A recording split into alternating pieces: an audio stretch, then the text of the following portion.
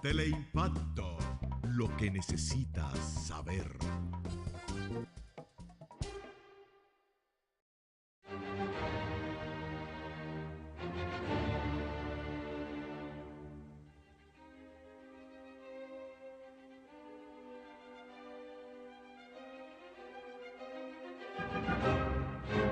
Saludos dominicanos en todo el territorio de la República. Les habla el doctor Fallanita. La Agenda Nacional va a leer hoy dos de los trabajos que hicimos cuando hicimos respuesta al libro que escribió el doctor Víctor Gómez Vergé, que se llamó Verdades Ocultas del Gobierno de Juan Bosch y de la Guerra de Abril. Como ese libro estaba lleno de desviaciones de la verdad, entonces nosotros hicimos una serie de artículos que salieron en la prensa, 10 artículos para ser preciso. Yo les voy a leer los dos últimos artículos, el 9 y el 10. Yo creo que, aunque se salen del contexto propiamente del golpe a Bosch, tocan los aspectos de la respuesta que fue el movimiento constitucionalista. Entonces, como estábamos diciendo,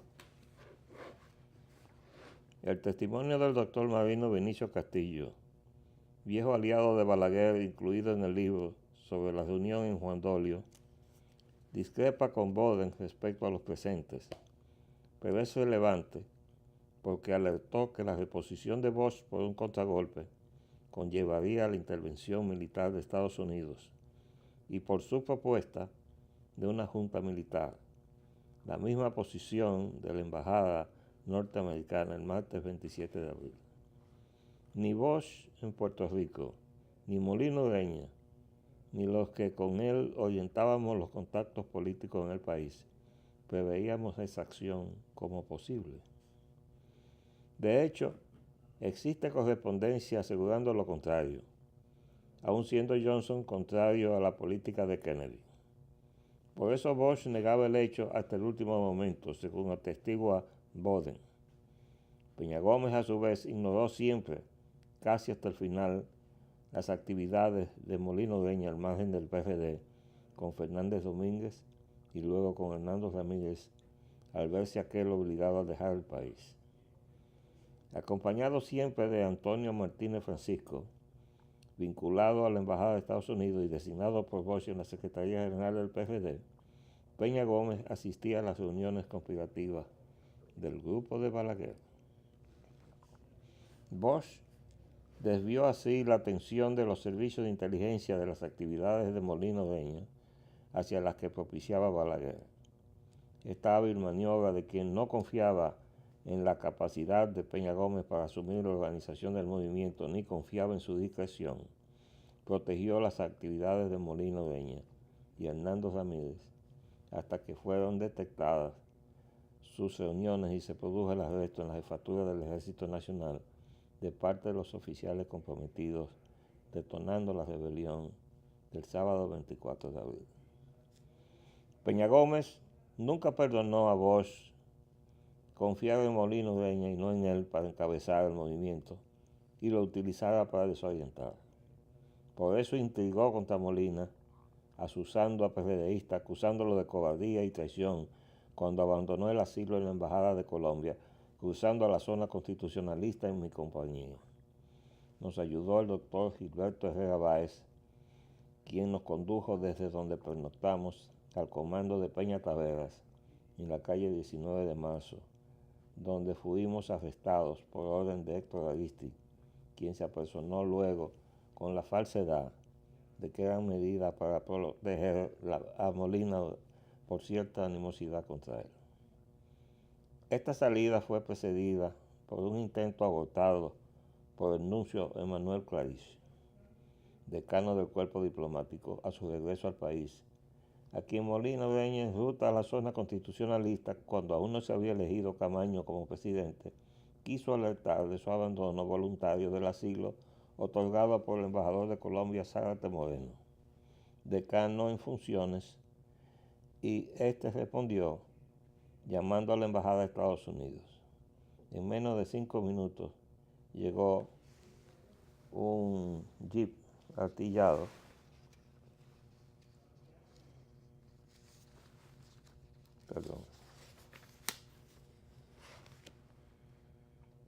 de ametralladora con marines que nos devolvió a pie encañonados a la cercana embajada de Colombia.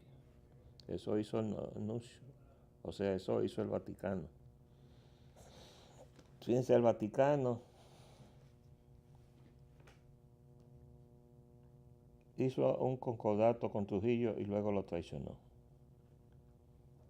¿Por qué? Bueno, porque hizo causa común con el gobierno de los Estados Unidos cuando la plutocracia norteamericana decidió salir de Trujillo porque estaba obstaculizándole sus planes. Es decir, que el Vaticano traicionó a Trujillo, con quien tenía un concordato, que todavía está vigente.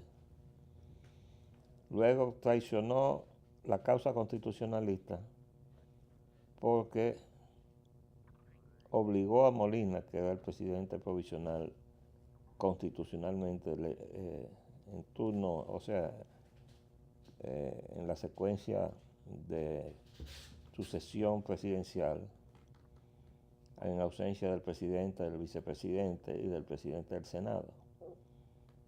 Y creó entonces la situación que culminó finalmente con la elección de Camaño como presidente. Porque en definitiva ya lo que había era una situación militar. Y esa fue la decisión que tomó Bosch. Bueno, si hay una decisión militar, una situación militar, que haya un militar entonces al frente de la situación del lado constitucionalista. De eso tendremos entonces que dar otros detalles, pero quiero decir lo siguiente. ¿Quién le dio argumento a Johnson para decir que el movimiento había caído en manos de izquierda o de los comunistas? Eso fue Peña Gómez, que había sido escondido por doña Zaida Ginebra en la residencia de la familia Lobatón Ginebra, y ahí se entrevistó con el jefe de la CIA en la República Dominicana, o sea, en Santo Domingo. Y a ese representante de la CIA le dijo Peña Gómez que se había perdido el control de la rebelión, que eso está en manos ahora de los izquierdistas. Bueno, lo que pasa es que, haciendo honor a la verdad, Molina Ureña había informado a Oscar Santana, el hijo de Isidro Santana, que era PRDista, dirigente PRD. Y Oscar era el jefe militar del 14. Y Molina no quería que al surgir el movimiento tomara por sorpresa al 14 y no tuvieran idea de qué es lo que estaba sucediendo.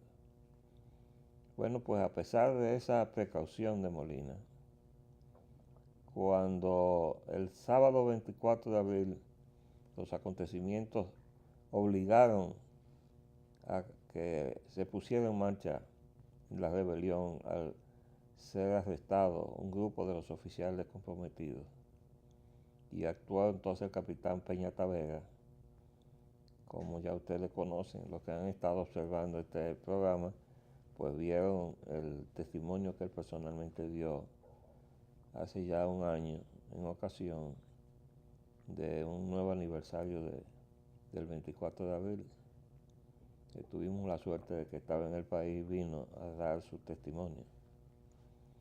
Bueno, pues a partir del sábado, todo el mundo se enteró de que había un movimiento constitucionalista en rebeldía. Pero el movimiento constitucionalista no comenzó el sábado 24 de abril, como ya he explicado más de una vez.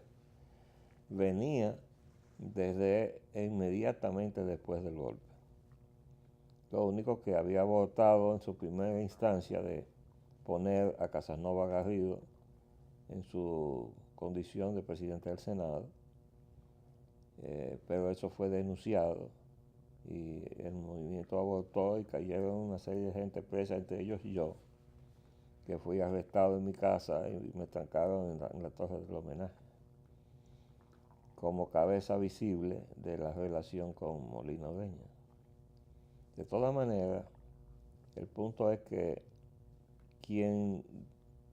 cuando Oscar Santana le dice al 14, no, ahí lo que hay es esto, y le explica las informaciones que había recibido de Molina, el 14 de junio se negó a seguir a Molina, cuando todavía no se había creado la situación de una intervención militar. El argumento fue, y por ahí andan todavía los dirigentes de entonces, no, eso es un asunto, ahí está el hijo de Camaño y el hijo de Ludovino Fernández. Nosotros no nos vamos a involucrar con eso. Bueno, pues la mala reputación de los padres de dos personajes fundamentales del movimiento, comenzando con el coronel Rafael Tomás Fernández Domínguez, el verdadero organizador del movimiento constitucionalista, y que en definitiva ha sido postergado porque ha habido interés en levantar la figura de Camaño a costa de la figura de Rafael Tomás Fernández Domínguez.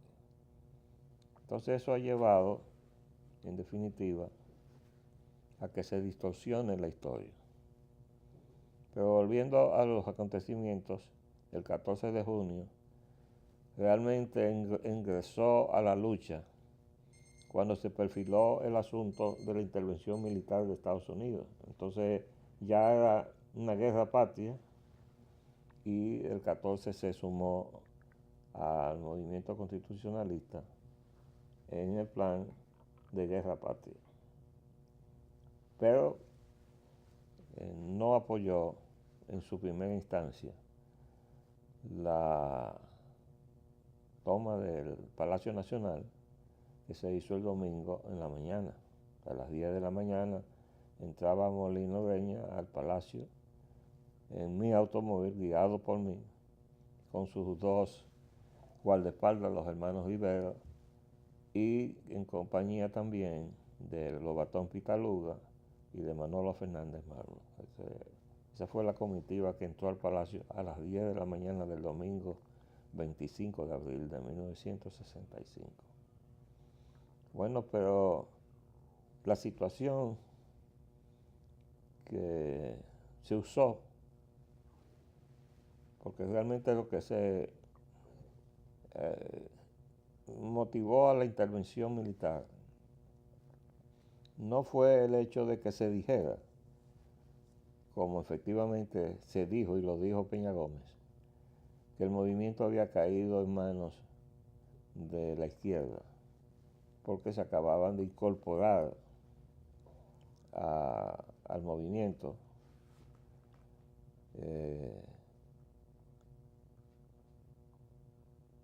sino porque había realmente una actitud negativa a la vuelta de Bosch al poder. Después de muchas informaciones y contrainformaciones, yo he llegado a la conclusión de que hubo dos factores que determinaron esa actitud de la plutocracia del norte, el gran poder económico, que fue, primero,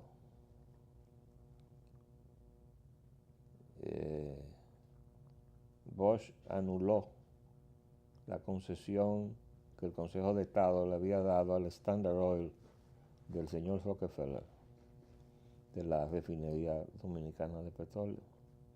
O sea, esa concesión precedió a la que finalmente se dio a la Shell. Ese fue en primer lugar un motivo la oposición a Bush. O sea, la segunda es que la Falconbridge había encontrado oro en las concesiones mineras que tenía de su yacimiento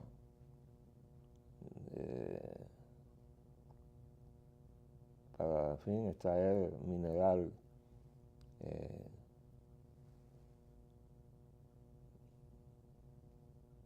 en fin,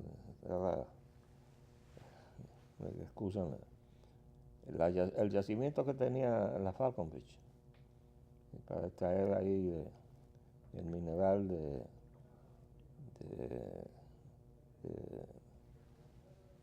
acero, para hacer acero.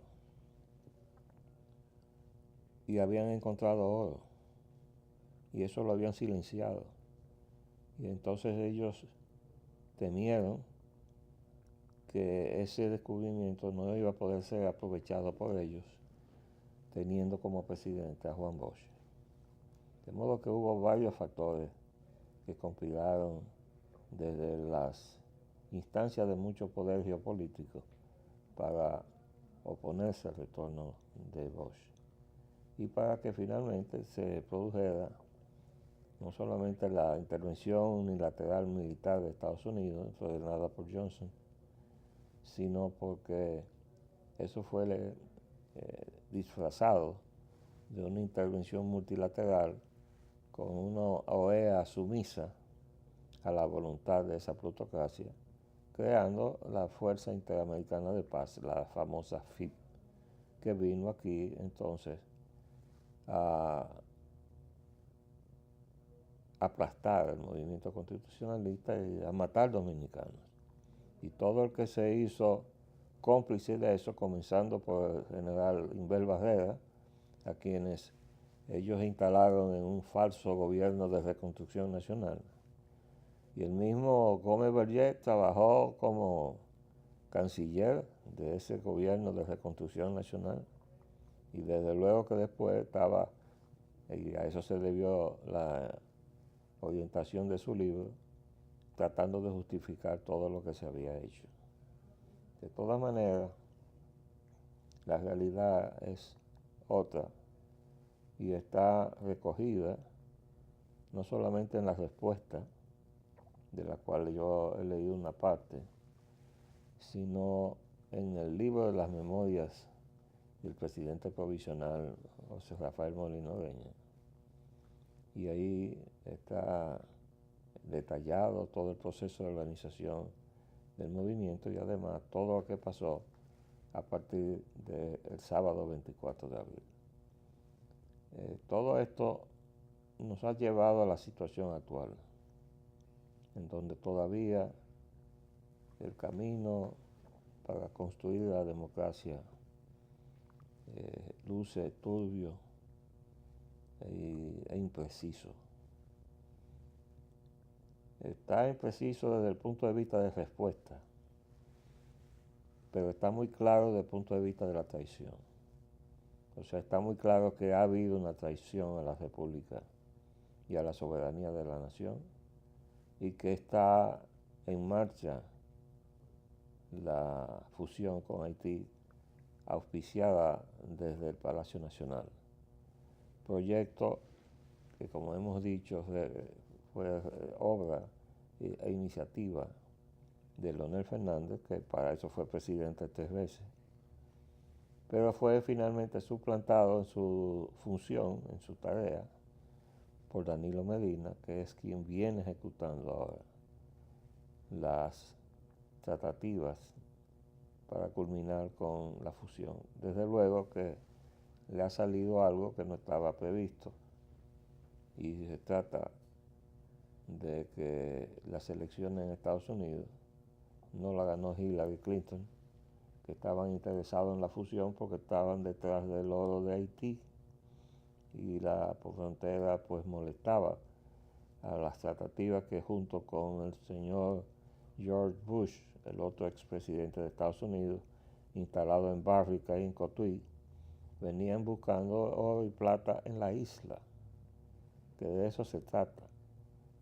Para ambos expresidentes, la frontera era una molestia que había que quitarle en medio. Esa es la razón por la cual se ha hecho de esto algo que aparentemente es un problema de dominicanos y haitianos. El problema no es ese. Se ha usado a los haitianos contra la República y cuando nosotros hemos reaccionado se dice que nosotros tenemos prejuicios raciales porque los haitianos son negros. Es nada más lejos de la verdad. Y además ha sido un chantaje enarbolado por sectores de los cuales realmente uno no podía esperar que tuvieran la bajeza de usar argumentos de esa naturaleza, en los cuales desde luego solamente han creído lo que han querido creer. Entonces es la situación contra la cual nosotros luchamos y contra la cual tenemos que confrontar sobre la base de la información, que es la misión de este programa, y de la unidad de acción, que es la que todavía nos falta articular. Me están haciendo señas de que he agotado el turno. Nos veremos mañana, si Dios así lo permite. Les habló Leopoldo Pellananita. Hasta luego.